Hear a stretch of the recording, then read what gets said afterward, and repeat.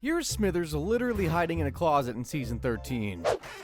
We're gay. We're glad. But don't tell Mom and Dad. And here's Smithers in season 27, about to hook up with a hot bartender, not giving a damn who knows it. I'm stealing your bartender. Take the next couple days off. Woohoo! The Simpsons characters have been morphing in appearance and personality for almost half a century, but which character has changed the most? Today I'm ranking Springfieldians from least to most changed, starting with Bart's best buddy, Milhouse.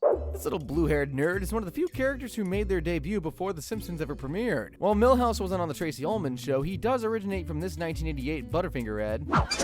Hey, Bart, wanna trade lunches? No way, dude. I got each of the 4 food groups. Sandwich group, cow group, jungle group, Butterfinger group. Nothing much has physically changed for Milhouse, which is a shame. Poor kid has spent 37 years waiting for a glow-up. But what about his personality? Early Milhouse is the very definition of awkward, and while he'll never morph out of being 1000% not cool, in season 3 he finally plucked up the courage to ask a girl out. And who would have thought she'd actually like him back? Of course, that girl was just as painfully uncool as he was. Stinky. Stanky. Oh, right. How embarrassing for you. Bart ruined Milhouse's relationship with Samantha out of jealousy, but this nerd became even better with the ladies as the show continued. By season 18, Little Game's dude was 50 times better than Bart's, and Homer even caught him making out with Paris frackin' Hilton at a celebrity nightclub. Milhouse continued shocking us with his astonishing ability to get girls despite looking far from beautiful, and by season 22, even Lisa started wanting a piece of the millman.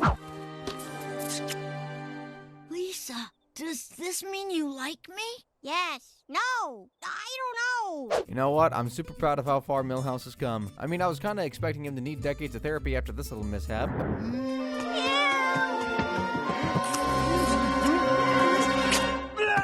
If I had accidentally kissed my friend's dad in front of a bunch of girls, I'd have left the country and never returned, if I'm being honest. But hey, there are far, far uglier Springfieldians Milhouse could have kissed, and locking lips with this next character is enough to make anyone die from disgust, unless they're Smithers. Then they'll die from too much ecstasy. Happy birthday, Mr. Smithers. While Mr. Burns has always been a cruel, greedy bastard, in season 1 he wasn't nearly as heartless and wicked as he would later become. Like, can you even imagine season 6 Mr. Burns spending money to decorate the plant for Christmas? Let alone wishing his employees a Merry Christmas? Oh, I'm proud to announce that we've been able to increase safety here at the plant. Merry Christmas. Geez, check out Burns' old office. It actually seems warm and friendly. Well, at least when you compare it to the creepy dungeon he works in now. Can I help you? Oh, don't be frightened of this. Monty Burns was never a good guy to begin with, but his season 1 version seems almost saintly compared to later ones. In season 2, the dirtbag started becoming devilishly heinous, running down little Bart Simpson and not giving a damn. I think the boy's hurt. Oh, for crying out loud! Just give him a nickel and let's get going. I think we should call an ambulance, sir. Dude. Burns would continue becoming more and more evil, entering his peak villain era by about season 6 and maintaining it all the way through to season 14. During this time, he committed full-blown atrocities like stealing the whole frackin' sun and burying an employee alive, just to name a few.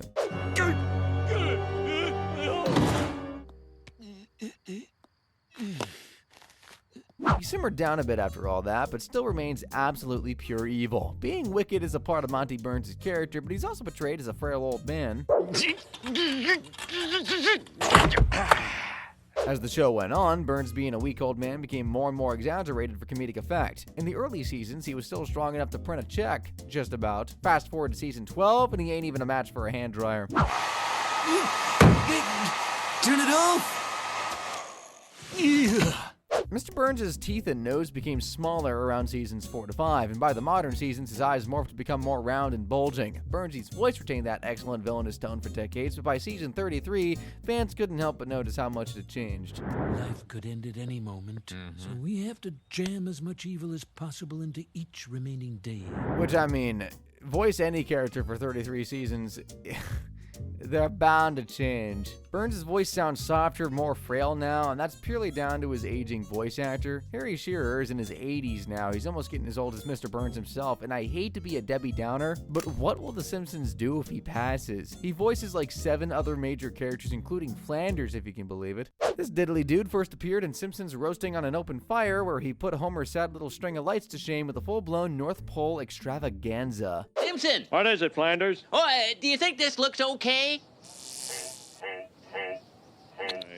Flanders, what a big show-off. In the early seasons of the show, Ned was simply a good neighbor who happened to also be a devout Christian. Every character has something about them that gets used for comedic effect, and for Flanders, the writers took a kind, devout Christian man and turned him into an exaggerated, ultra-Christian caricature. God, the Father Almighty, creator of heaven and earth.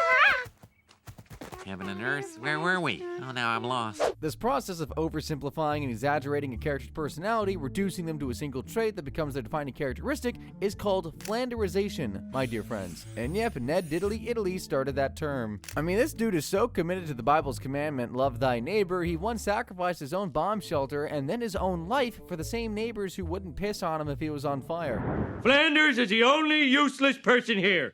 If anyone dies, it should be him. Which, I mean, props. Despite Ned's almost superhuman ability to turn the other cheek to Homer's constant mischief and blatant robbery of his stuff, he finally went berserk after the idiot destroyed his entire house in Hurricane Nettie. Gotta be nice, hostility diddly biddly diddly. Ah, hell, diddly ding dong crap! Can't you morons do anything right?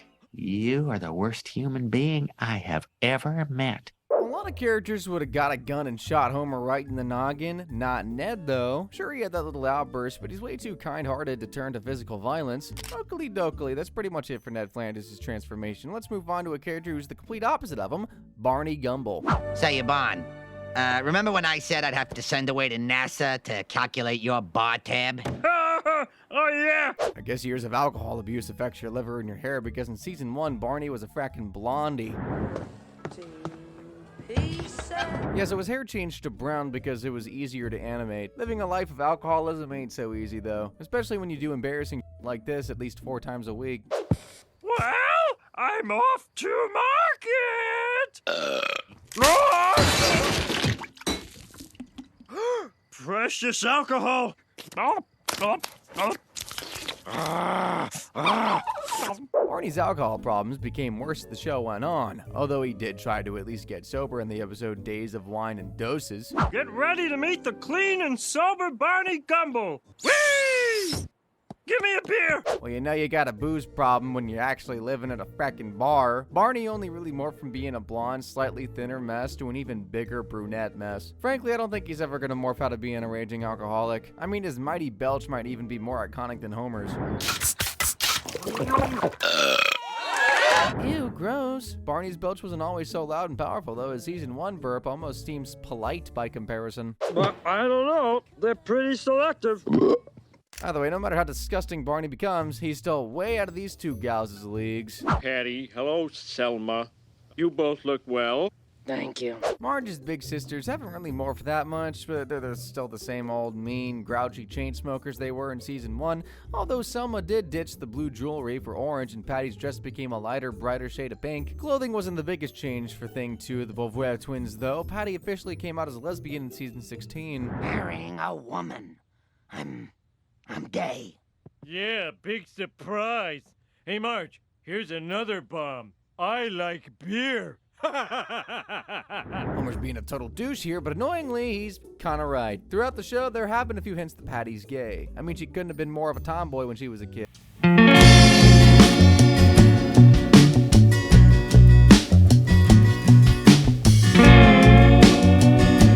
Patty hadn't officially come out yet, but she's basically confirmed her sexuality after witnessing the horrific side of Homer in his birthday suit. There goes the last lingering thread of my heterosexuality. Actually, what the hell am I talking about? That turned me gay. That episode was apparently non-canon, so there was still a little doubt in the air about Patty's sexual orientation, but by season 13, things were 100% confirmed, at least for us viewers.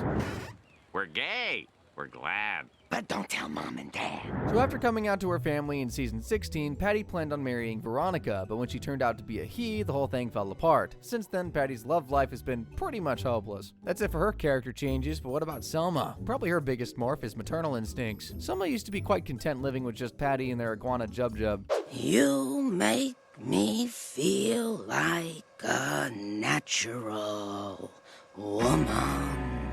However, after watching her Aunt Gladys's will in the season 4 episode Selma's Choice, To my dear childless nieces, Patty and Selma, I leave these words. Don't die lonely like me. Raise a family. Selma became desperate to find a man and have kids. She tried settling down with basically every eligible bachelor in Springfield, even the underage ones. Orange is really your color. They make us wear this. Shall we continue this conversation over dinner? I'm not allowed to date customers. Which the underage ones shouldn't have been eligible to begin with, but anyway, nothing worked. But Selma didn't give up on having kids just because she couldn't find a man. In Goo Goo Gaipan, she was willing to fly all the way to China and even pretend to be married to Homer just to adopt a child. When do I get my baby? In a few days. Oh. Selma adopted a baby girl named Ling, who rarely appears in the show and seems to have been totally forgotten about by the writers. What the hell happened to her? I guess the best case scenario is she ran away to protect her lungs from secondhand smoke. Worst case scenario, she's dead or chained up in an attic like Bart's twin Hugo. At least with him locked away upstairs, Moe only has to worry about one set of prank calls. Speaking of Mr. Szyslak, he first appeared in Simpsons Roasting on an Open Fire when Homer came to the tavern depressed about losing his Christmas bonus. What's the matter, Homer? Somebody leave a lump of coal in your stocking? You've been sitting there sucking on a beer all day long. As you can see, Moe looks crazy different here. His hair is black, he's noticeably thinner, and his nose is a lot less, shall we say, ugly and pig-like. That was rude, but you know, sometimes the truth hurts. Moe's never been irresistible to the ladies. He's managed to get one girlfriend in the episode Flamin' Moe's, but that was only because the new cocktail made him rich. Now that's what I call a happy hour.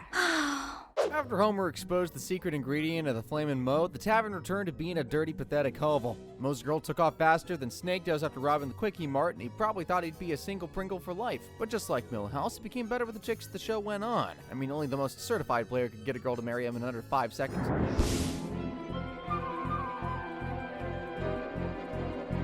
That was easy. As of season 36, Moe's hooked up with a total of 12 chicks. Although I'm not sure if this one technically counts. What are you people doing in my boyfriend Moe's bachelor pad? That's right, she's into puppets. On the whole, Moe's original version was just a little less ugly and hate-filled compared to how he is now. Like, this is his unhinged reaction to Bart's prank call in season 1. Listen to me, you lousy bum. When I get home to you, you're dead. I swear I'm gonna slice your heart in half. Compare that to his doubly unhinged reaction to a prank call in season 7. I'm gonna pull out your eyes and shove them down your pants so you can watch me kick the crap out of you, okay? Then I'm gonna use your tongue to paint my boat. And this is Moe's triply unhinged reaction to a prank call in season 22. You into little pieces and make you into a Rubik's Cube, which I will never solve. Moving on to the grandpa of the Simpson family, Abe, of course, made his debut on the Tracy Ullman Show. We used to sit on our grandpa's lap all evening and listen politely to his entertaining stories. Was your grandpa a liar, too? No, but his lap was awful slippery. Abe is portrayed as a boring yet wise old man here. That wasn't very funny, though, so in The Simpsons, he became a senile, rambling bag of nonsense. It's only Maggie. So, death! That's only the cat. Oh. Being totally out of his mind is Abe's bit, so naturally it became more exaggerated as the show went on, and I can't complain, like, this is absolutely hilarious. You're a good eater today, Maggie. Animation-wise, Abe became rounder, his wrinkles smoothed out, his voice became softer, more high-pitched to reflect his descent into childish madness. I want bananas on my waffles. I rest my case. I definitely prefer this voice to the original one. On the Tracy Ullman Show, Abe really did sound like he was going to croak any minute now. Right, old-timer. This is a story of a very... Uh-oh. As for old Grandpa's clothes, he kept the original blue shirt and green pants he wore on the Tracy Ullman Show into the early seasons of The Simpsons. He later morphed into wearing beige and gray, and I can't tell you why. Maybe because blue was Maggie's color? I don't know. Now we're getting to the characters with major physical changes, guys, because season 1 Smithers was quite literally a black guy. Let's learn more about nuclear energy, shall we? The show thought a black character being subservient to a white character would cause a backlash, so Smithers' race was changed promptly. Totally get that. Like, imagine how much worse this scene would look if Smithers was black. Faster, rickshaw driver, faster! Ow! Sir, the whip isn't helping. Silence! Yeah, the Simpsons would have been booted off the air so frackin' fast. It wasn't only Smithers' race that changed, guys. His hair went from blue to brown, or is it gray? I am colorblind. Smithers' uniform also morphed quite a bit too. He started out wearing a white lab coat, orange shirt, and red bow tie, then switched things up with a green jacket, white shirt, and purple bow tie. Must say, dude looks very dashing. Gotta make an effort for his one true love, right? Mr. Burns is gone. And tonight was the night I was gonna show him my tattoo. Like most characters on this show, Smithers' transformation isn't just limited to physical appearance. A big part of his character development is, of course, his sexuality. This is always subtly coded in earlier seasons. What do you think, Smithers? I think women and semen don't mix. We know what you think. The end of the girls' floor exercise. Now let's bring on the man. Oh. By around season 16, Smithers started trying even harder to convince everybody he was straight. Haha, no, I'm straight. As long as I take these injections every 10 minutes. I love boobies! In the season 27 episode, The Burns Cage, the writers finally decided to make Smithers admit that he was gay. I just feel sorry for his bank account. Lord knows how much this custom Pride parachute must have cost.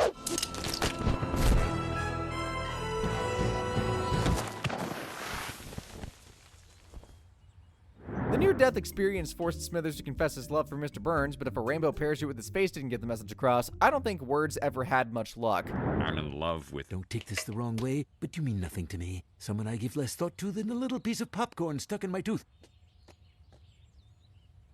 Waylon became super depressed after getting rejected, and he took his feelings out on everybody in the plant. To stop him from being a total jerk, though, Homer helped him get his very first boyfriend. Let's celebrate. Smithers' relationship with the young sexy bartender didn't last because there's only one queen of his heart, and that's 120-year-old Mr. Burns. Unfortunately for Waylon, he's straight and probably lost his libido 45 years ago anyway. I guess it's a lonely soul just had to marry a computer version of the old bastard instead. Print you out a copy. Thanks. Hello, Smithers. You're quite good at turning me on. Well, if you survived that clip without vomiting, we'll move on to little Maggie Simpson. You all know her as the adorable baby of the Simpson family, but there was a time when she wasn't so cute. Sweet dreams. Face only a mother could love, right? As the Tracy Ullman show continued, Maggie remained a semi-ordinary baby, always sucking on her pacifier, and the sound of that, thankfully, morphed to become far less grating. Sweet dreams.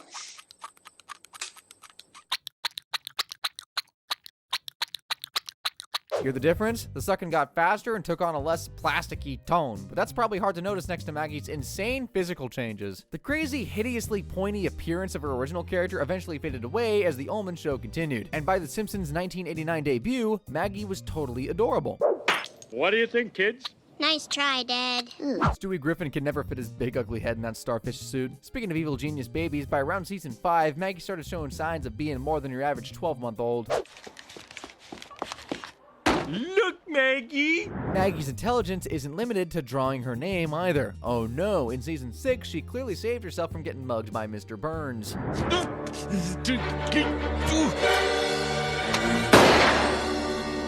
Everybody just assumed it was an accident and she didn't mean it, but I'm telling you, that baby's a stone-cold crime lord. Huh? Huh? Time to check in on our little sweetie pie. Maggie just defeated Fat Tony and the Mafia single-handedly, and Lisa has the audacity to think that she's the smartest member of the family. Maggie Simpson, IQ 167. My IQ is only 159. Maggie's more intelligent than me? Overall, Maggie Simpson morphed from an ugly, ordinary baby into a smart, cute baby into a super genius IQ-level baby with an honestly very concerning lust for blood.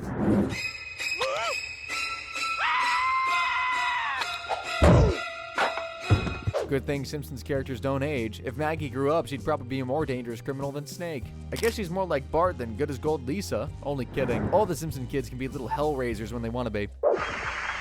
Hey! Don't change that channel! We're watching that show. Lisa's original appearance might be the freakiest of all, man. Her hair and dress were as sharp as daggers, and she looked like she had some pretty tacky eyelash extensions in. Her physical evolution is basically the same as Maggie. She started out spiky and scary looking, then slowly morphed into the Lisa we're all familiar with. Babies and ex-junkies are afraid of needles. Stick me chuckles. Lisa's voice became more high-pitched after The Ullman Show and has remained relatively unchanged over these past 36 years. Props to her voice actor. As for character development, on The Ullman Show, Lisa was kind of like the girl version of Bart, i.e. a major brat. Hell, she even acted up at funerals. Children are very, very naughty today. This 8-year-old wasn't exactly the sharpest tool in Homer's tool shed either. What does passed away mean? In The Simpsons, Lisa mellowed out and became more well-behaved. I mean, she kinda had to. Being a bad girl just wouldn't fit her new persona as the smart, misunderstood second grader who loves playing the sax.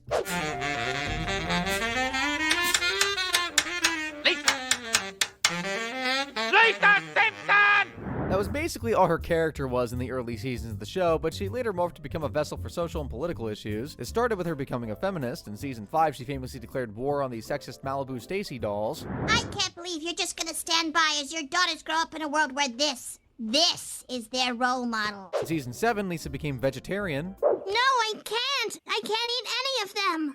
Are you saying you're never going to eat any animal again? This led her to becoming a very passionate environmentalist. Mom, you're mixing polyethylene with polyurethane. Marge! And with Burns in town, there will always be plenty of stuff for her to protest, like polluted Lake Springfield, for example. Now, pollution in Lake Springfield will be at this level. In season 13, Lisa officially made the switch from Christianity to Buddhism. Sure, Flanders is still praying for her. I'm a Buddhist! My Satan sense is tingling. Into the root cellar, boys! Lisa's views on social issues only became stronger in the modern seasons. It's really incredible. Like, the girl's just frackin' 8. Meanwhile, what's Bart been up to over the past 40 years? Oh, he's been busy being the worst big brother of all time. Post. Post. Post. And post. Harassing Lisa, pulling pranks, and being an all-around troublemaker, of course, aren't Bart's only hobbies. He's very into marketing. Check out the smooth, chocolatey outside, the crispity, crunchity, peanut buttery inside. I guess he's also into fashion. Little guy alternated between green, blue, and orange shirts for years before finally settling on orange in time for the Simpsons' 1989 premiere. A big, dumb, balding North American ape with no chin. And a short temper. I'll show you a big dumb balding ape. Uh-oh, Quickie Bow on the loose. Just like his little sisters, Bart started out on the Tracy Ullman Show, very spiky and completely hideous. What is the mind? Is it just a system of impulses? I mean, dude's hair is basically a yellow comb. Over the 3 seasons of The Ullman Show, he slowly morphed to become rounder and more human-looking. His character's always been a misbehaving brat, though, and in the old days, this was all Bart really was. The animated embodiment of an 80s bad kid. I mean, he was even a jerk to babies. It's time to grow up, you little runt. The Simpsons Bart is 100 times more devilish than the Tracy Ullman Bart, and even he wouldn't dream of doing that to his sweet baby sis. While Bart's character started out as nothing but an out-of-control kid, in the 90s, writers started showing a different side to him. A character that's not an evil brat, but a misunderstood kid capable of feeling remorse and lots of emotional range. Remember that episode where he studied all night long and still got an F? No, you don't understand. I really tried this time, and I still failed. Poor little guy. Bart ended up passing the test, only to remain an F-grade student for the next 34 years, and I thought I did bad in school. So what's the biggest change in Bart's character development? Well, probably his behavior. Don't get me wrong, he's always belonged in a contraception ad, but his behavior never used to be so out of control. On the Tracy Ullman Show, Bart's worst offenses were pretty mediocre. Pulling faces in family photos, snatching away Maggie's pacifier, and sneaking a cookie when Marge's bag was turned. I won't commit the perfect crime. I will. Normal kid stuff, right? In season 1 and 2 of The Simpsons, Bart was no longer your average naughty kid. He was a certified menace with obvious behavioral problems. During this era, he pulled plenty of prank phone calls, destroyed school property, and totally ruined Thanksgiving.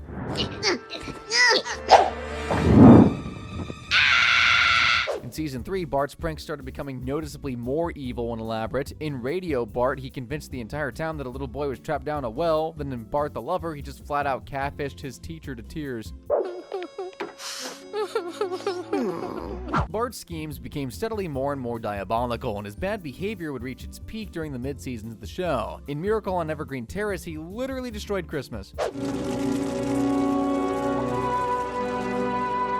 Then blamed it all on an imaginary burglar instead of owning up. I saw a burglar and he got all our stuff. including the tree. In the wandering juvie, he scammed the town out of free gifts, got thrown in prison for 6 months, then became an escaped convict. Juvenile Hall, the scene of a daring escape by inmates Bart Simpson and Gina Vendetti. In Please Homer, Don't Hammer M, Bart found out Skinner was deathly allergic to peanuts and basically just tried to kill the guy. Bart became just a little less psycho in the modern seasons, but his character is still so bad and rebellious, like even Stewie Griffin worships him like a fracking god. Bart, if we don't keep in touch, I'll kill myself. That's what I'm talking about. Later, dude. Later. Now, if you thought the 3 Simpson kids looked hella creepy on the Tracy Ullman Show, brace yourself for Marge Simpson. Burp? I mean, Bart, are you burping again? Maybe. Imagine if Marge's character kept getting pissed off by burping. The entire 36 seasons of The Simpsons would just be her nagging Homer to stop belching. Okay, so obviously Marge ended up ditching her big beehive for a frackin' massive one. She threw out her original floral printed dress and morphed into a taller, thinner woman with bigger eyes, smaller nose, and way less terrifying teeth. Scary! While Marge's appearance changed drastically, she's always had that super raspy voice to her, although it was a bit more low-pitched in 1987. Good night, Lisa.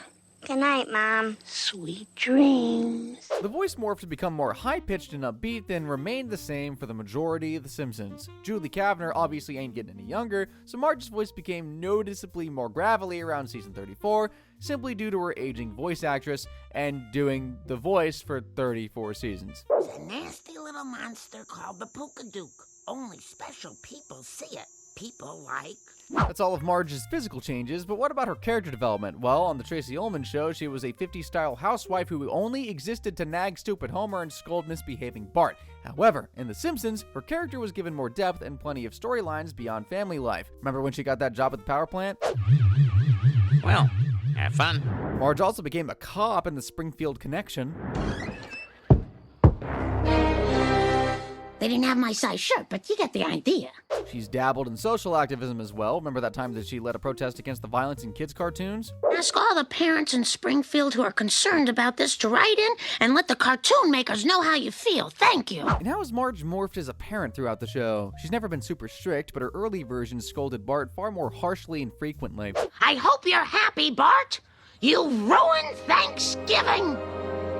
As the show continued, Marge became a lot more passive with her children, letting them get away with basically everything, and you can't really blame a kid for misbehaving if this is their mom's idea of a punishment. Mister, it's just chocolate chip pancakes and syrup for you. Back in the day, Marge would have banned Bart from Camp Krusty. And let's not forget that episode where she literally agreed to have him deported to France. Deportation. Deportation? You mean kick Bart out of the country? Hear him out, Mark. Hey, I get it. Bart can be a real handful, and he's just the start of Marge's problems. How has her relationship with that big dope husband of hers morphed over the decades? Like most couples, Homie and Marge have had the odd argument here and there. In the early seasons, her conflict with them resembled nothing more than a minor disagreement, no matter how stupid a decision Homer had made. Good. Fine. I'll never ever do another stupid thing. Good night. Marge became less and less tolerant of Homer's stupidity as time went by, and naturally that made their arguments a lot more heated and downright hilarious. From what I hear, you waltz in there at 10:30, take a nap on the toilet, then sit around Googling your own name until lunch. Who told you that? Marge's marriage continued becoming more and more dysfunctional until reaching peak toxicity in season 27. I mean, Marge decides to just flat out divorce Homer in the first episode. What's going on here? They obviously got back together, but damn, that's got to be the most depressing season premiere ever. At least Bart was there to lighten the mood a little. Going away. Is it my fault?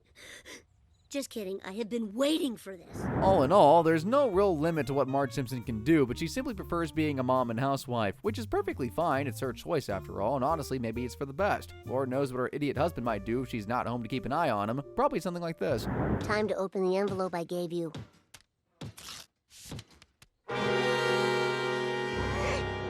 Speaking of Homer having the same IQ as an inanimate object, he wasn't always so dumb. Don't get me wrong, he's never been Brain Box of the Year or anything, but on the Tracy Ullman Show, he wasn't nearly as stupid, just a wee bit dim. Boy, leap like you'd never, what's the past tense of leap? Leapt? Homer looks almost unrecognizable to the version we know of him today, and that's after he's already started morphing. This is his original appearance. Relax. What is mind? What the frick is that? Seriously, it's so weird seeing Homer like this. Almost terrifying, actually. I think that laugh is gonna give us all nightmares tonight. At least me. The original Homer is so thin, his clothes are literally hanging off him. He's got a weird-shaped head, smaller eyes, colossal overbite, and his voice. Man, his voice. It's so deep and gruff, and he actually held on to that for the first couple of seasons of The Simpsons. How could anyone make a word out of these lousy letters? As the show continued, Homer morphed from dim to dumber to certified nincompoop. His stupidity carries like 90% of the show's comedy, and I don't know if that's a good thing or not. Like, at first it was more relatable, the kind that reflected the average dad's failings rather than that cartoonish idiocy. Remember when he made Lisa's costume for the geography pageant? I'm not a state. I'm a monster. Later, it became absolutely unhinged. I mean, Homer became so frackin' stupid, even his own kids started calling him mentally challenged. I spend a lot of time working with this mentally challenged guy. Why, here he is now. Looking good, Homer. Boy.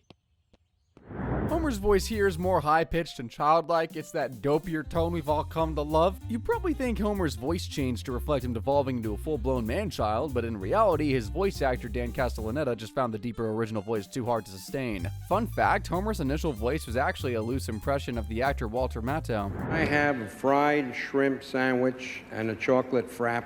Oh yeah, I can totally hear Homer in there. Wild to think that guy had no idea his voice would go on to inspire one of the most iconic cartoon characters in animation history. That actor actually played the neighbor in Dennis the Menace, which brings me to the next stage in Homer's evolution, his parenting, specifically how he parents Bart the Menace. While he's never really been a good father to any of his kids, he's been physically abusing his son since they were on the Tracy Ullman Show. Smile, look cheerful. Here we go. Here we go. Here we go. Why, you little... Although the strangulation gag continued into The Simpsons, we do see Homer eventually morph into a semi-decent father. Kinda shame it took 35 seasons. Whoa, that's quite a grip. See, Marge? Strangling the boy has paid off. Just kidding, I don't do that anymore. Like the rest of the cast, Dan Castellaneta isn't getting any younger, so Homer's voice sounds a lot more aged in the modern versions of the show. We've seen Homer's parenting morph throughout the show, but what about his relationship with his wife? He loved Marge right from the start, but he was a bit more of a gentleman in the early seasons. And I know for a fact his season 1 version would kick the frick out of his season 19 version for doing this.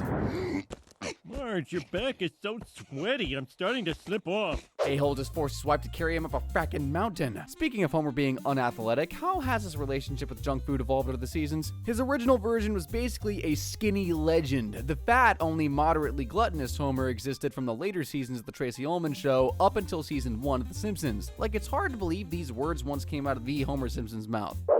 So tonight, we're not going to shovel food in our mouths while we stare at the TV. Homer was always gluttonous, but he at least had his limits back in season 1. He wasn't totally ruled by food, and certainly wouldn't have eaten a forbidden donut in exchange for his frackin' soul like he did in season 5. Forbidden donut.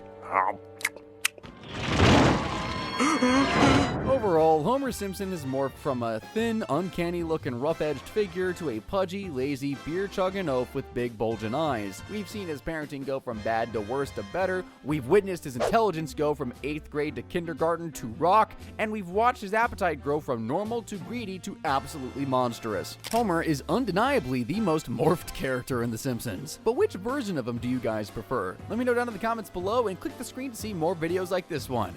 Thank you for watching, as always.